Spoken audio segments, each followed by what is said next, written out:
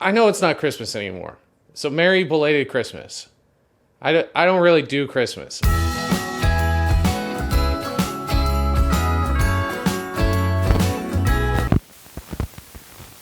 Now that the holidays are over and we've all had uncomfortable Thanksgiving dinners and feigned glee over presents that prove our family has no idea who we are, we can finally celebrate the end of the war on Christmas. For the last decade, the holiday has apparently been under attack, although I've never seen a bombed out Target Christmas section or a single dead Goodwill Santa lying on the street riddled with bullets. What I have seen is a growing disinterest in days like Black Friday and the accompanying commercialization of the day. I think partly due to the inextricable link between Christmas and consumerism that's at odds with late-stage capitalism, and partly because younger generations just don't seem to care about Christmas anymore. Days like Black Friday used to be a blood sport of Best Buy crowd crushes, and I think the war on Christmas narrative has been purposely misrepresented as some radical left agenda with how there are fewer and fewer sales and less excitement to consume year over year. Regular people just want to find a decent deal on their holiday shopping without fear-mongering talking heads screaming at them about some fictional culture war. Wanton spending as an inherent quality of Christmas has been normalized since the 50s. Arguably longer if you're a 17th century Puritan. People today have other financial priorities that don't include the mystery surprise skibbity toilet or moldy feastables. The lack of door-busting mobs and stagnant holiday spending was the real war. For years, Alex Jones and Bill O'Reilly and Tucker Carlson attempted to stoke fear about a woke anti-Christmas mob erasing religion from the holiday before woke mob was even a faint dog whistle echoing in the distance. It didn't even make sense back then, let alone today, because the Macy's Day Parade had an all-time high viewership this year. Despite that, culture changes and people participate in Christmas less in a spiritual way and more as tradition now. Participating any other way feels pretty antiquated by today's standards. Caroling, going to mass, praying before plowing through a whole ham. I don't know anyone my age or younger who does all that. Religion just isn't a central part of a lot of people's lives except for the 50 and up crowd or more rural folks who think light bulbs are the devil's business and women's ankles will drive a man to murder. The economic realities of the rising cost of living, stagnant wages, and inflation have left people with fewer resources to splurge on others. And yet, instead of acknowledging this, the war on Christmas narrative was not a religious or cultural one being waged openly in the Hallmark greeting cards section of your local grocery store, but a cold war on capitalism and consumption. In order to regain some of these customers, companies simply broaden their demographic to include more people and have gaslit us into thinking 15% off is something special. They're hyping up markdowns that only cover the cost of sales tax, whose promotions are just an opportunity to steal your email and phone number so they can sell it to a data broker. Which reminds me, now is the perfect time to hear a word from today's sponsor, Aura. If you're like me, when you do your holiday shopping, you're jumping from one website to the next, buying gifts for your family or yourself or your ungrateful pets.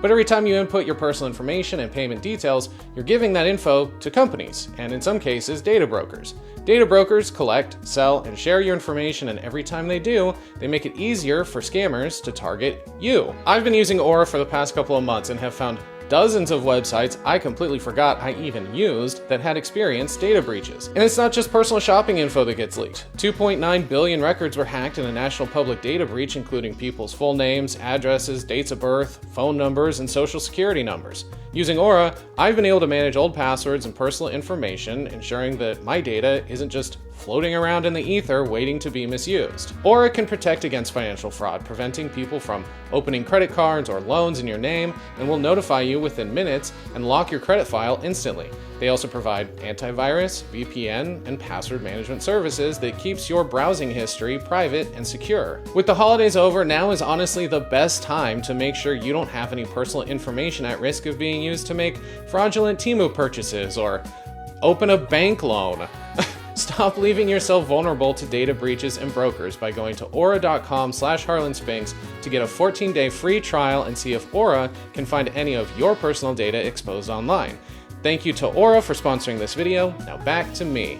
The biggest issue from the war on Christmas was shifting from saying Merry Christmas to Happy Holidays. All right, so we all know you're not allowed to say Merry Christmas anymore. You can identify as a fucking ceramic lawn gnome, but you can't say Merry Christmas. All I'm saying is, if we're not allowed to say Merry Christmas because it's not inclusive of the folks who don't celebrate Christmas, then your solution, Happy Holidays, is actually even less inclusive. Happy isn't inclusive of all the sad and miserable folks, and holidays isn't inclusive of the people who don't celebrate holidays at all.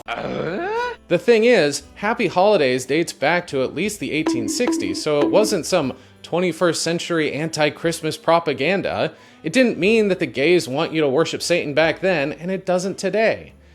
Gay people do want you to worship Satan, but that's because he's just a pretty chill guy. And they would never neuter a holiday as campy as Christmas to convince you to do so. It's almost as if the Happy Holidays rage bait was used as a convenient scapegoat for simmering resentment of social change. The use of inclusive language doesn't constitute a war, it's just an acknowledgement of the fact that not everyone celebrates Christmas because, surprise, there are dozens of other holidays that happen around the same time every year. The same people who love the free market simply couldn't wrap their heads around why a company would want to use more general language in order to sell more junk to more people. Any inclusive marketing under capitalism shouldn't be lauded as some progressive step into the future, by the way. Capitalists don't discriminate if you've got the cash, man. Any perceived decline in spending isn't necessarily a rejection of Christmas itself, but a rejection of corporations hijacking the season to sell overpriced crap while treating workers like they're subhuman. Ethical Consumer lists 56 companies to boycott, from online retailers to makeup brands and fast food conglomerates to banks. It's hard to feel the Christmas spirit while trying to avoid companies with a history of human rights violations. Merry Christmas! Consumers with ethical concerns on top of being broke or unsure of their finances means they're more likely to hoard toilet paper than they are to buy their nephew whose mustache just grew in a new Beyblade. Black Friday used to be chaotic and violent in a way you'd only see at a Waffle House at 3 a.m. It was something that marked the start of the holiday season, with shoppers camping out overnight in front of GameStop and JCPenney, braving the elements, fueled by the promise of 70% off a Talkboy. Grown men climbed over the elderly and children alike to reach the new limited edition Beanie Babies that were filled with the good pellets, because that was something people actually cared about in the 90s. Today, Black Friday just feels sad, with empty Best Buy parking lots where fully staffed stores of minimum wage employees wait for a crowd that isn't coming, and a sales floor filled with unwanted electronics that stand like headstones in a fluorescent, carpeted ossuary. The shift to online shopping obviously had a huge impact, but so did retailers expanding the holiday through Black Friday weekend into Cyber Monday, and now Boxing Day, I guess, right up to the new year and beyond. Retailers also began resorting to deceptive marketing by slapping sale tags on items at their regular prices or inflating original prices to create the illusion of savings. I can't tell you the amount of posts I saw on Twitter and TikTok of customers ripping sale signs off of price tags and exposing this trend of deception by comparing listings after being marked down. This was 2 days before Thanksgiving. You can see the total price was just under $67. And I figured, worst case scenario, if there's a great Black Friday deal, I'll just return these and get them later. But I have an experience as a Amazon seller, and I know what happens during the holiday season. So this is the morning of Black Friday. It goes up from $67 to $88, like overnight, and it has the audacity to still say 20% off. So I know there's always a lot of jokes and memes about Black Friday, the price staying the same, but, suddenly having like that cross out and making it look like a discount. But here, it actually went up by a third. It's crazy. That erosion of trust has led to diminished enthusiasm for traditional Black Friday events. The capitalist situationship of Christmas and consumerism has not only diluted the holiday's original meaning, but also altered consumer behaviors and expectations.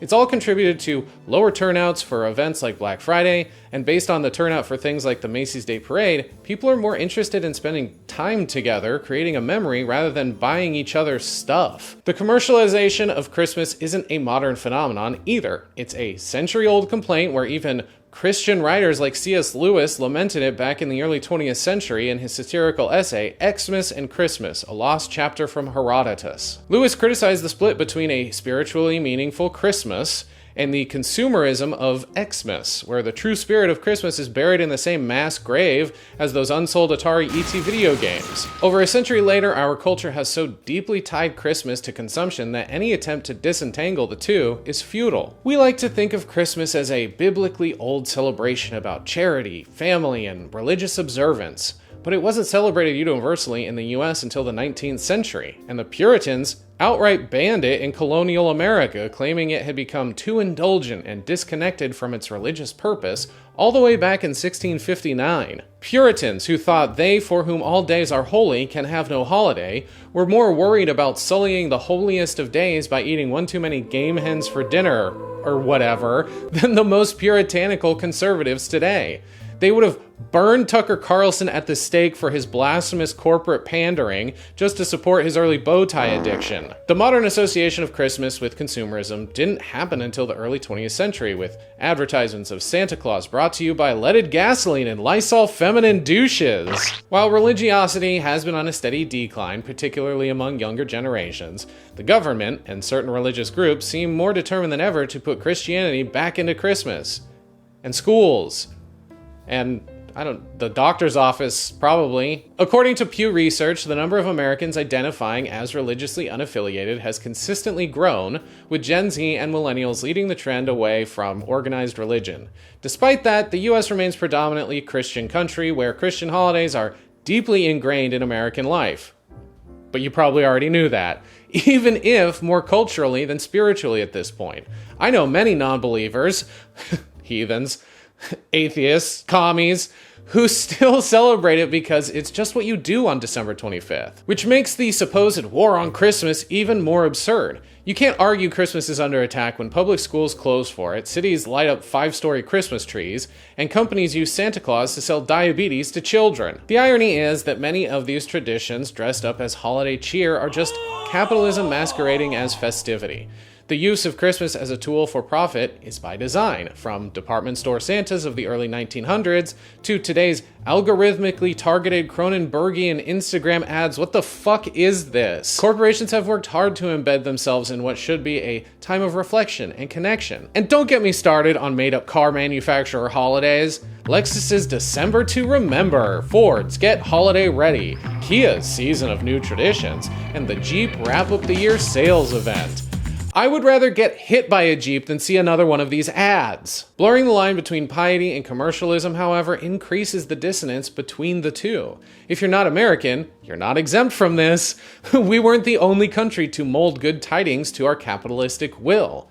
In Nazi Germany, yep, we're talking about Nazis in this Christmas video, Christmas was rebranded to fit their political ideology by retconning Santa as Odin, the winter solstice man. In the Soviet Union, yep, we're talking about communists in this Christmas video, it was banned altogether, only to be reintroduced as a secular celebration tied to New Year's. All the pearl clutching about the war on Christmas is pointless and stupid, as it's been appropriated across different continents, bent to serve whatever cultural or economic agenda was convenient at the time. It's hard not to feel that modern consumerism has made Christmas an even more egregious bastardization of itself. I'm not religious myself, but it's still jarring to see how thoroughly we've turned what was supposed to be a sacred day into a frenzied marketplace of greed and financial irresponsibility. What began as a season of goodwill has become a quarter-end sales strategy to help companies get from the red back into the black. What was once a finite shopping spree is now a months-long campaign designed to milk every red cent out of consumers. After weeks of being bombarded with countdown clocks and last chance sales and recycled holiday jingles that have literally been used for psychological warfare, people stop caring or are thoroughly repulsed.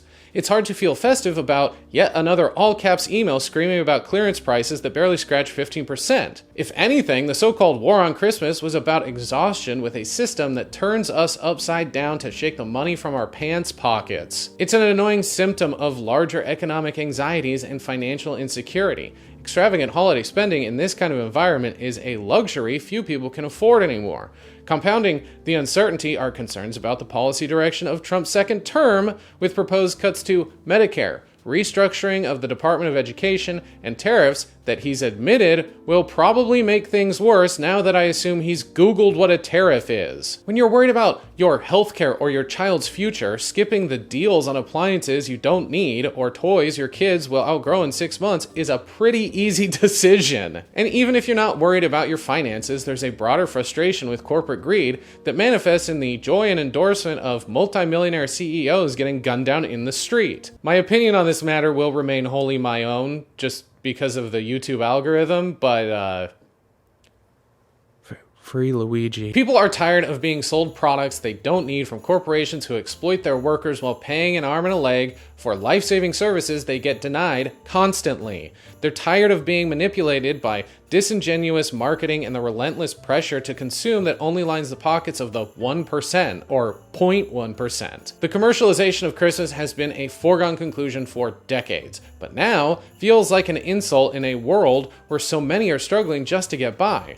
The war on Christmas narrative is a ridiculous and deliberate distraction from larger issues that shift the blame from the billionaire CEOs driving the issues to the working class. No one should be surprised about, if you are, you're just so out of touch. The people mad about there not being enough Jesus in Christmas advertising don't seem to understand what they're even angry about. Pushing for more religion in a Kroger ad featuring a childless woman and a family with some melanin might piss off talking heads on Fox News or OAN, but to the devout, it's blasphemous to manipulate viewers' emotions just to sell some bland, store-bought, holiday-themed cookies. And does it really need to hit you over the head with a crucifix for you to understand? We know where the Christmas baked goods are because of all the red and green and tinsel. The holiday is named after the guy, for God's sake. Sorry, for fuck's sake. Public fatigue with an exploitative system is palpable, with many people rejecting the traditional holiday consumerism that defined Christmas in the 20th century. Handmade gifts, experiences over material goods, and even boycotting or opting out of gift giving for ethical reasons are pretty common now.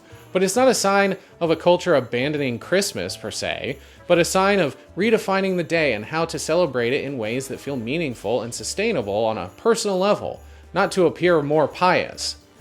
I think Matthew might take issue with that. Be careful not to practice your righteousness in front of others to be seen by them. If you do, you will have no reward from your Father in heaven. So when you give to the needy, do not announce it with trumpets as the hypocrites do in the synagogues and on the streets, to be honored by others. These changes are often misinterpreted as evidence of a war on Christmas, where the goal is to eradicate your ability to practice Christianity.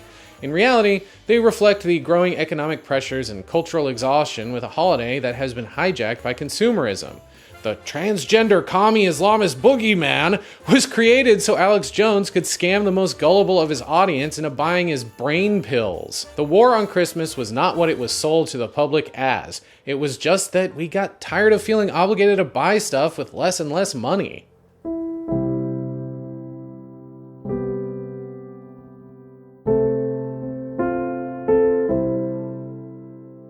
'Twas the end of the war that was never quite real. No battles, no soldiers, no banners to steal, no transgender commies, no shadows in flight, just talking heads yelling on cable each night. Merry Christmas is dead, they said with a cheer, clutching their pearls, crying, the end of Christmas is near.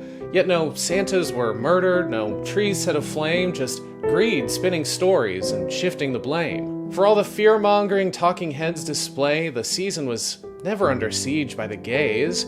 All the camp and the garlands and glitter askew, the real war was a smokescreen to hide what was true. That Christmas lives on, not bound by one creed, a tapestry woven from joy, not from need.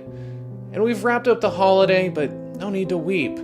They're offering $0 down on a brand new Jeep. New Jeep Wranglers, just $297 a month during the Wrap Up the Year sales event. Drive your present today.